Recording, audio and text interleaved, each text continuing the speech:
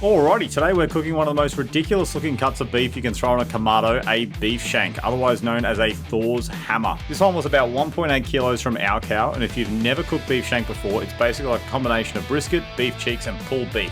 Packed full of collagen, loaded with flavour, and an absolute cracker cut for low and slow.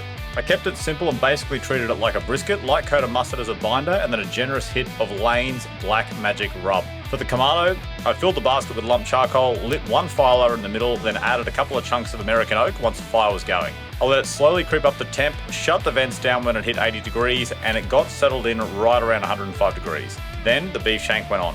After about 3.5 hours, the internal temp was around 75 degrees and the bark looked awesome, so I moved it into a foil tray with beef stock, butter, and a heap of garlic. Wrapped it tight, put it back on, and bumped the Kamado up to around 130 degrees for this next braising stage. Now, this is the big lesson from this cook. Once it started braising, the internal temp quickly climbed, and within around 90 minutes or so, it was already sitting at just over 95 degrees. When I checked it, it still felt firm. That's when people go wrong with cuts like this. With beef shank, temperature only tells you part of the story. You're not really waiting for a number, you're waiting for all that collagen to properly break down. So from there, I stopped worrying about the temp and started cooking by feel. Every hour or so, I'd check it with the probe, and eventually it slid in like warm butter. All up, the braising stage took around 4 hours, meaning the total cook was close to 8 hours, more like 10 if we include the Kamado setup and the rest period. To finish, I made a quick chimichurri style salsa with parsley, garlic, oregano, chili, olive oil, red wine vinegar, onion, and tomato. And then it was taco time. Warm tortilla, pile of that smoked melt in your mouth beef shank, chimichurri all over the top, and that was it.